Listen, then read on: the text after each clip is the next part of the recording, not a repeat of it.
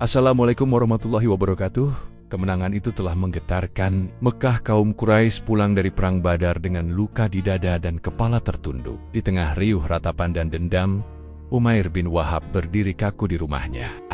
Kehilangan kehormatan, kehilangan sahabat, dan yang paling menyesakkan, kehilangan anaknya yang kini ditawan kaum muslimin di Madinah. Dalam benaknya, hanya ada satu jalan untuk menebus semua itu, darah. Dan darah itu adalah milik Nabi Muhammad SAW.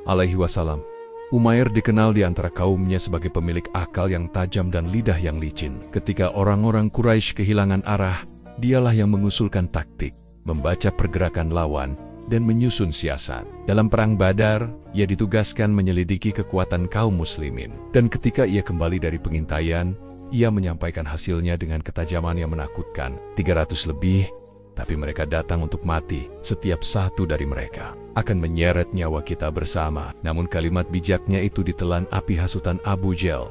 Maka perang pun pecah, dan Mekah menangis di ujungnya. Banyak bangsawan Quraisy yang mati. Salah satunya adalah Umayyah bin Khalaf, ayah dari Syafwan bin Umayyah, sepupu Umair. Disinilah kisah dendam mereka dimulai. Di suatu siang yang panas, Umair dan Syafwan duduk bersila di atas batu besar yang menatap Ka'bah. Tidak banyak kata, hanya sorot mata yang menyimpan bara. Syafwan yang selama ini dikenal pendiam, kini berbicara dengan nada getir. Demi Tuhan, tak ada lagi gunanya hidup setelah kejadian Badar. Umair menatap jauh ke pelataran Ka'bah lalu menjawab, kalau bukan karena utangku yang belum lunas, dan anak-anakku yang akan terlantar, sudah sejak kemarin aku bunuh Muhammad. Syafwan menoleh cepat, seperti menelan harapan. Kalau begitu, aku yang akan bayar seluruh utangmu, dan anak-anakmu akan kuangkat seperti anakku sendiri. Perjulah, Umair, pergilah dan bunuh dia. Keduanya terdiam sejenak. Angin panas padang pasir membelai wajah mereka yang mengeras oleh amarah. Tidak ada yang tahu apa yang terjadi dalam dada Umair saat itu. Tapi yang jelas, ia mengangguk. Maka rahasiakan ini, jangan sampai ada yang tahu, kata Umair akhirnya. Ia bangkit, masuk ke rumahnya, lalu mengambil pedangnya. Besi panjang itu ia asah hingga mengkilap, lalu ia lumuri dengan racun. Racun yang cukup untuk membunuh seekor unta hanya dengan goresan tipis. Ia melilitkan kain pada gagangnya, menatapnya sebentar, lalu menyelipkannya ke balik jubah.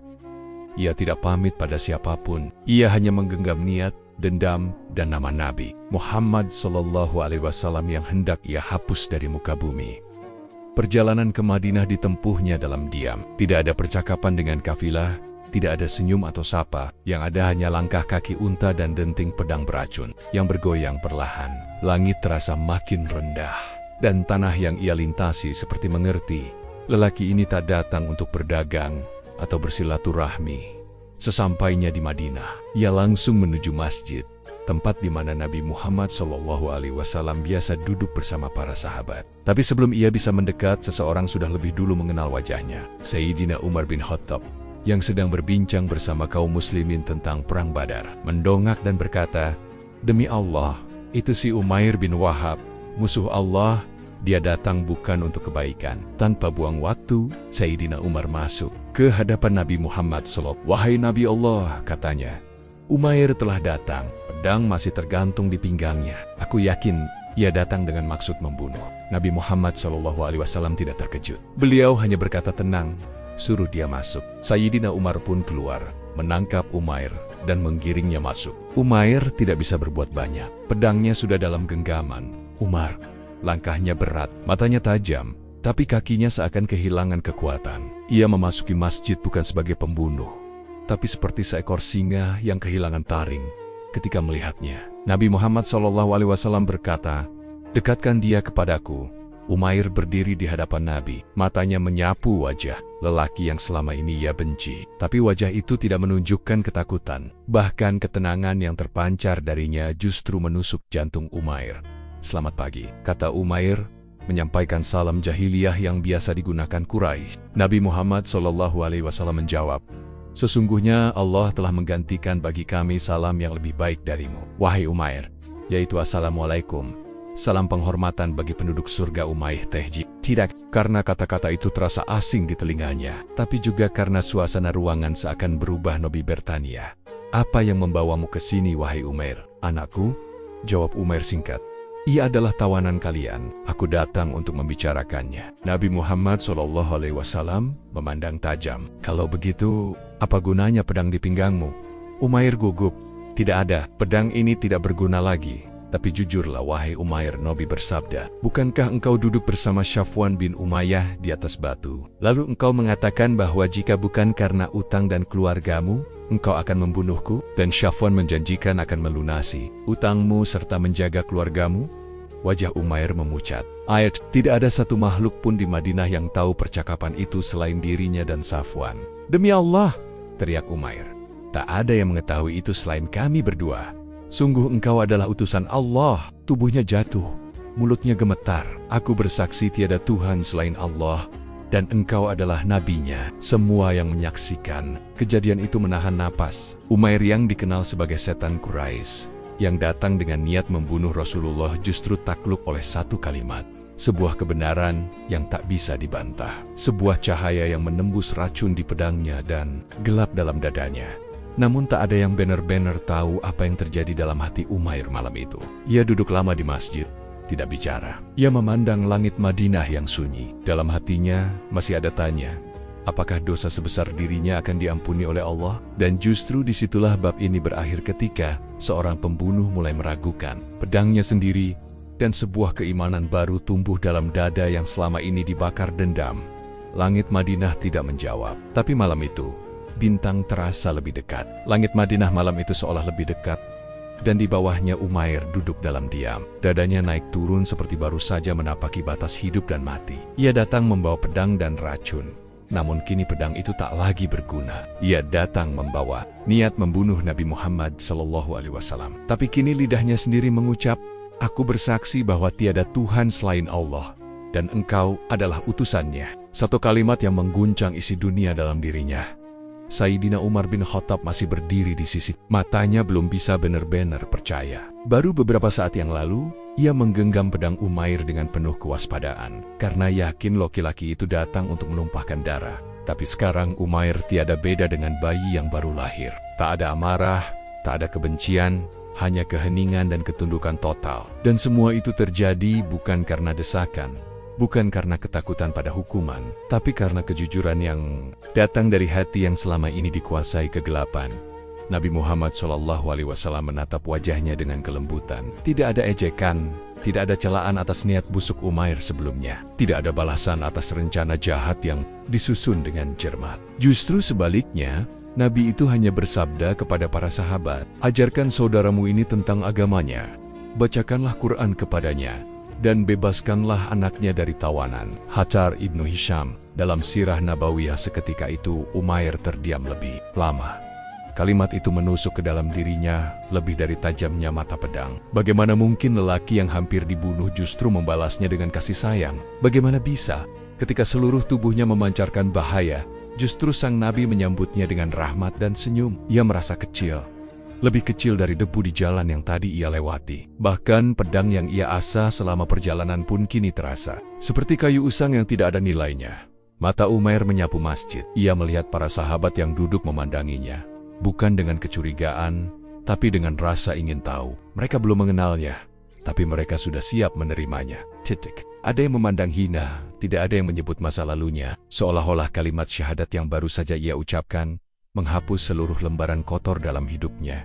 Inilah Islam, gumamnya dalam hati. Inilah agama yang mengajarkan bahwa seseorang bisa lahir kembali hanya dengan kejujuran dalam mengaku dosa. Ia teringat firman Allah Subhanahu wa Ta'ala dalam Quran Surat Al-Furqan ayat 32, kecuali orang-orang yang bertaubat, beriman, dan mengerjakan amal saleh, maka kejahatan mereka akan diganti Allah dengan kebaikan. Kalimat itu terasa hidup dalam dirinya malam itu. Kejahatannya yang nyata, niat membunuh yang ia bawa dari Mekah, kini digantikan oleh kesempatan baru. Dan semua itu hanya dalam sekejap.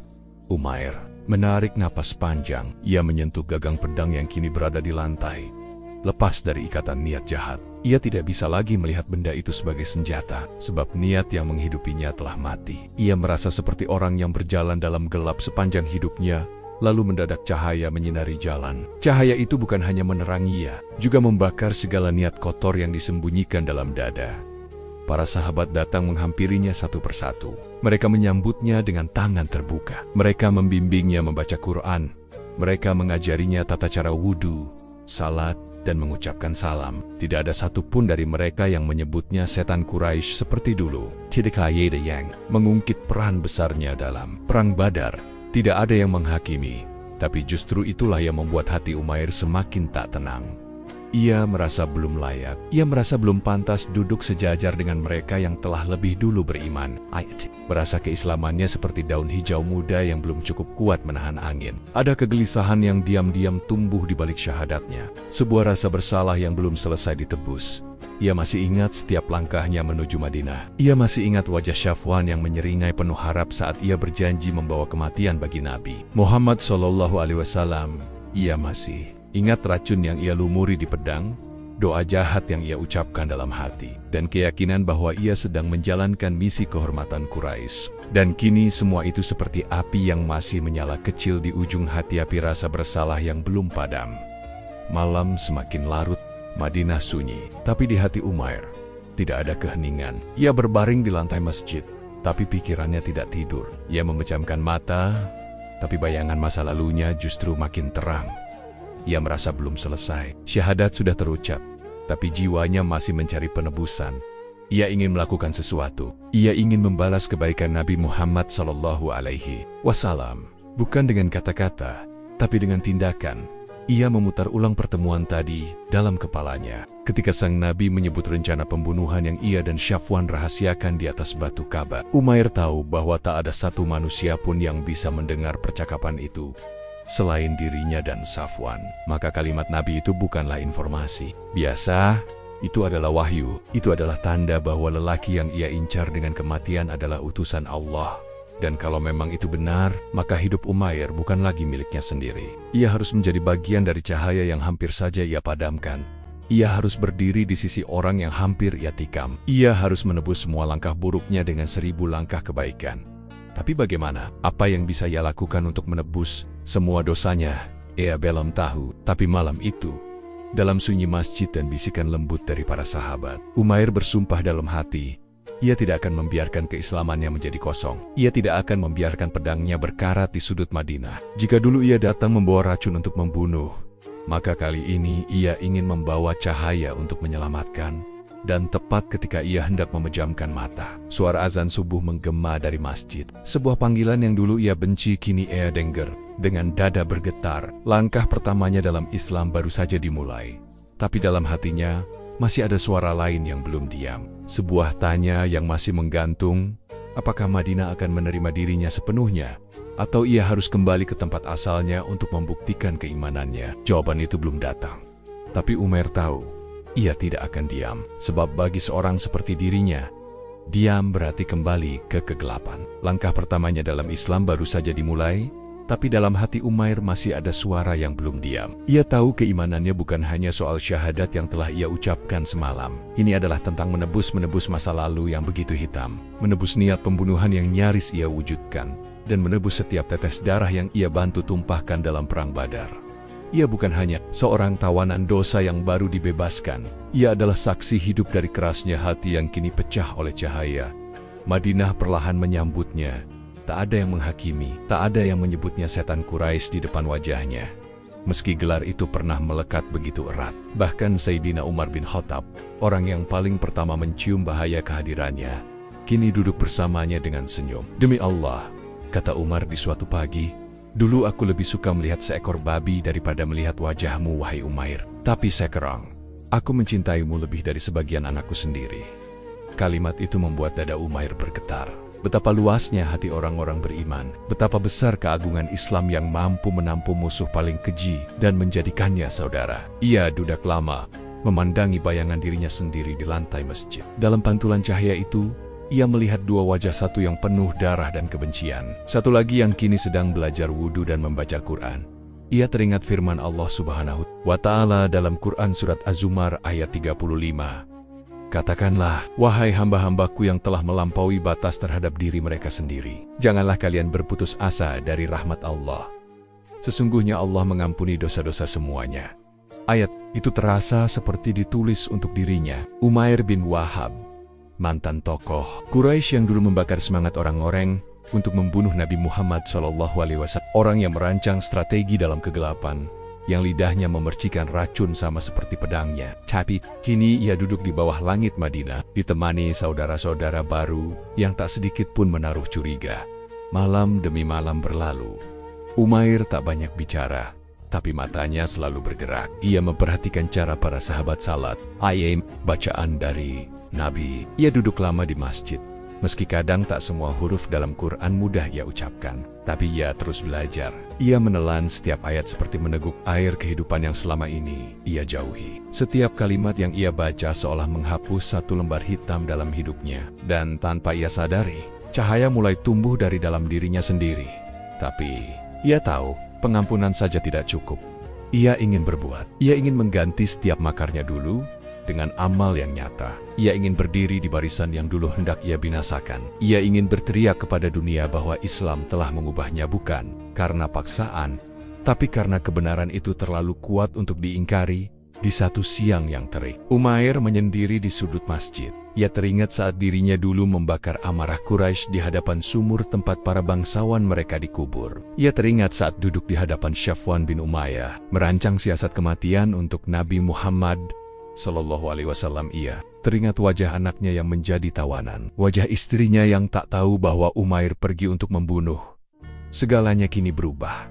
Ia merasa seperti terlahir kembali, tapi batinnya belum tenang. Ia butuh jalan untuk menebus, untuk menghapus bukan hanya di mata manusia, tapi juga di hadapan Allah Subhanahu wa Ta'ala. Ia ingin membuktikan bahwa keislamannya bukan basa-basi. Ia ingin menjadi garda terdepan, pembela yang sejajar dengan para sahabat lainnya. Tidak cukup hanya dengan diterima. Ia ingin memberi. Ia ingin menunjukkan bahwa Islam bukan sekadar agama, tapi kekuatan yang mampu menundukkan hati yang selama ini keras seperti batu. Malam itu, setelah sholat Isya, Umair duduk lebih lama dari biasanya. Ia tak banyak bicara, tapi air matanya mengalir. Pelan, ia menengadah ke langit dan berbisik lirih, "Ya Allah, jika Engkau terima, maka tunjukkan jalan agar aku bisa berbuat. Jangan biarkan aku hanya jadi kisah masa lalu. Jadikan aku cahaya seperti mereka yang kini duduk di sekeliling Nabi-Mu." Seketika itu ia sadar bahwa Islam tidak meminta seseorang menjadi sempurna sejak awal. Islam hanya meminta kejujuran dalam perubahan. Dan Umair tahu, perubahan itu bukan hanya niat, tapi aksi. Dan aksinya belum dimulai. Di dalam dadanya ada tanya yang belum terjawab. Apakah orang-orang Mekah akan percaya bahwa dirinya sudah berubah? Apakah ia bisa kembali ke tempat yang dulu membesarkannya dalam kekufuran dan kini berdiri sebagai seorang muslim? Ataukah ia akan tetap berada di Madinah, belajar dan menebus dalam diam? Ia belum tahu, tapi ia merasa malam itu keputusan sedang dibentuk dalam dirinya. Ia sudah tidak bisa lagi hanya duduk. Ia harus berjalan. Ia harus berdakwah. Sebagaimana dulu ia berdiri menyulut amarah untuk membunuh, kini ia ingin berdiri menyeru manusia untuk mencintai cahaya yang dulu hampir ia matikan.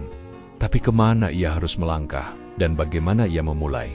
Pertanyaan itu belum ia jawab, tapi satu hal sudah pasti dalam hatinya. Umair tidak akan kembali menjadi setan Quraisy. Ia kini adalah pembela cahaya. Dan malam Madinah, yang dulu terasa asing, kini menjadi saksi bisu.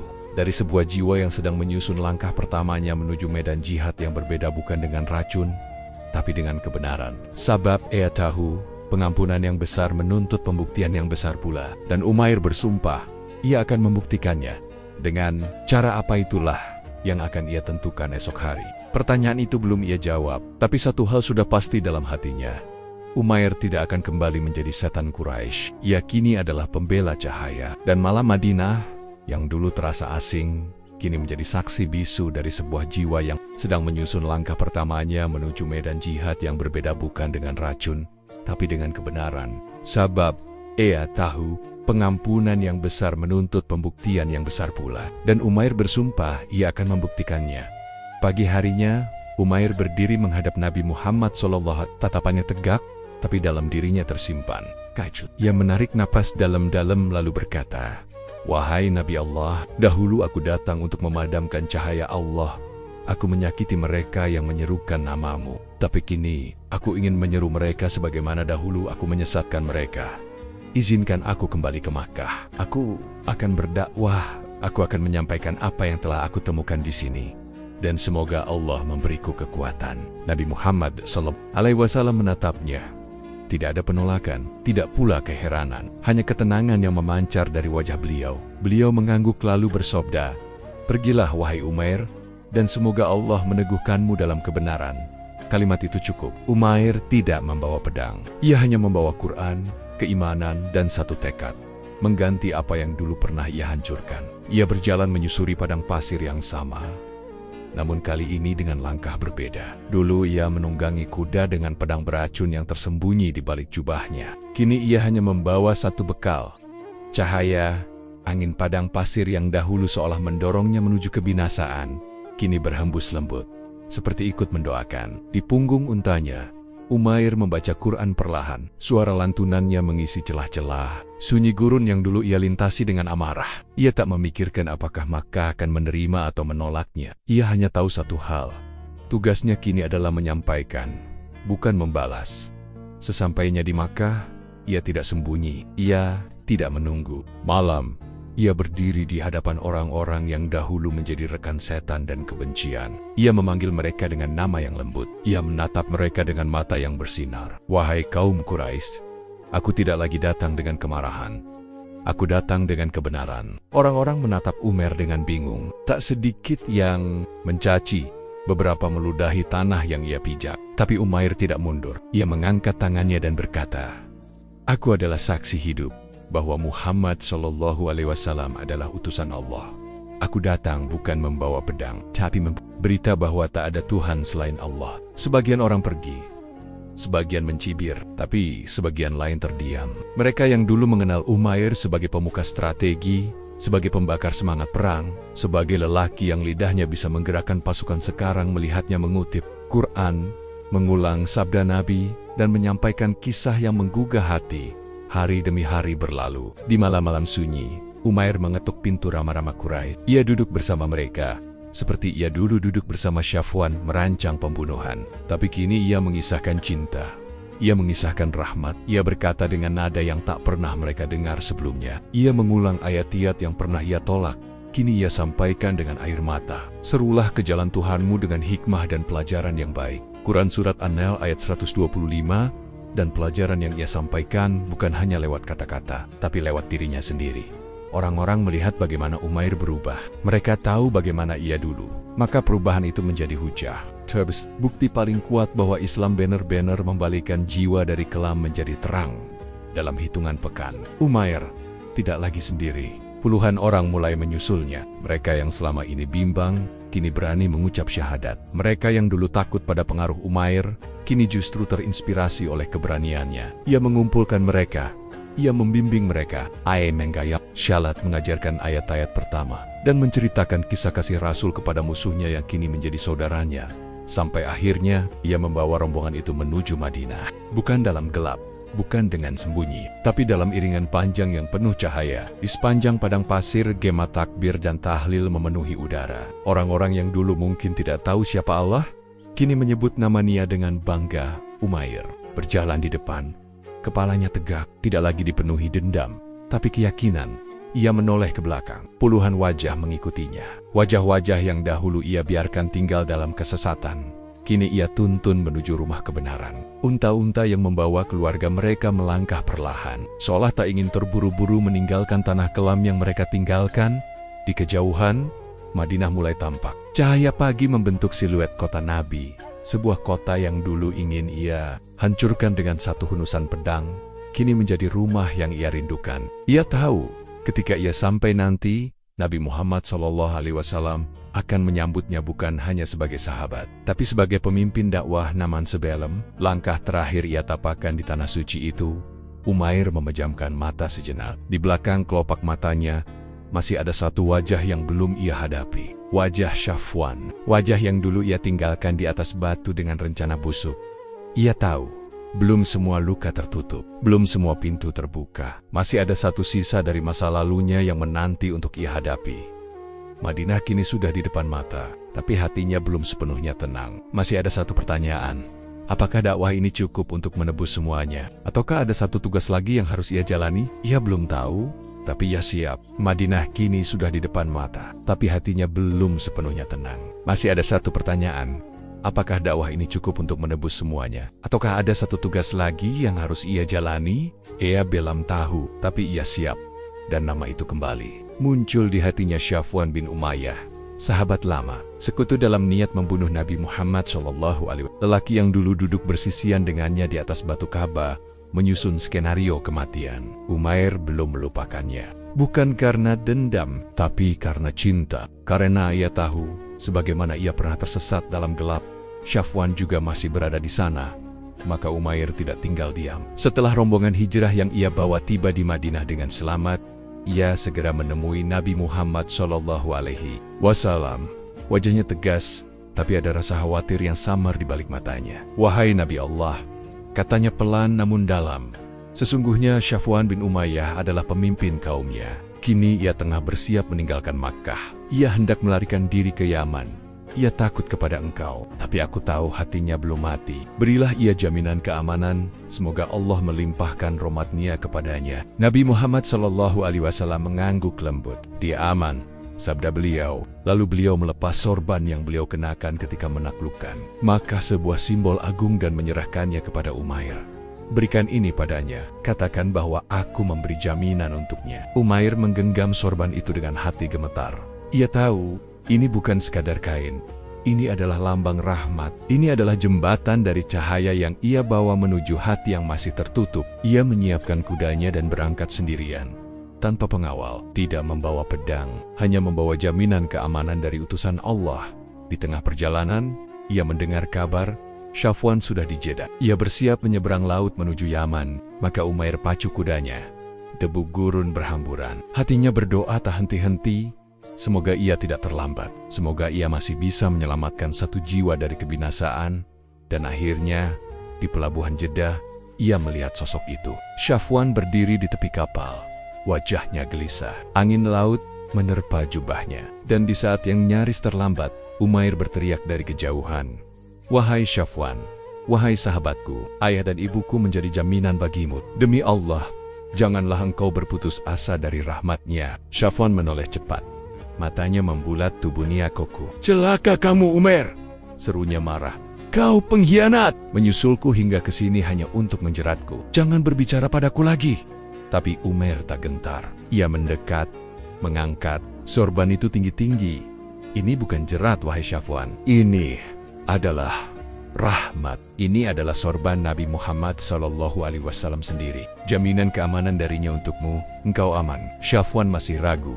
Wajahnya penuh luka dan rasa tertipu. Tapi Umair tidak menyerah. Ia menatap matanya dalam-dalam dan berkata, "Rasulullah SAW adalah manusia paling penyantun yang pernah aku temui. Ia tidak mencaciku meski aku datang hendak membunuhnya. Ia tidak membalas meski aku bawa pedang beracun untuk menusuk dadanya. Justru ia memelukku, membebaskan anakku, dan mengajarkan aku kebenaran. Kini, aku membawanya untukmu. Demi Allah, engkau tidak sedang aku jebak. Engkau sedang aku selamatkan." Angin laut berhembus lebih kencang. Dan dalam diam yang panjang, mata Safwan perlahan melembut. Ia menatap sorban itu. Ia menatap Umair. Dan ia tahu, tidak ada satupun alasan bagi Umair untuk datang jauh-jauh kecuali cinta. Maka ia turun dari kapal. Langkahnya berat, tapi hatinya sudah mulai terbuka. Mereka berdua kembali ke Madinah. Tak ada sambutan meriah, tapi suasana itu lebih hangat dari pesta kemenangan. Saat mereka berdua menghadap Nabi Muhammad SAW, Safwan berdiri dengan canggung. "Orang ini mengatakan bahwa engkau memberiku jaminan keamanan," katanya lirih. "Benar," jawab Nabi, "engkau aman. Pilihlah dengan bebas." Safwan diam sejenak. "Berilah aku waktu 2 bulan untuk berpikir," katanya. Nabi Muhammad SAW tersenyum dan menjawab, "Aku berikan engkau 4 bulan. Tak perlu lama, dalam waktu yang lebih singkat." Safwan luluh. Hati yang selama ini beku mulai mencair. Ia melihat kehidupan Umair. Ia menyaksikan akhlak para sahabat. Ia mendengar Quran yang menyentuh dasar jiwanya. Dan akhirnya, Safwan memeluk Islam. Ketika kabar itu sampai kepada Umair, ia tidak bersorak. Ia tidak bangga.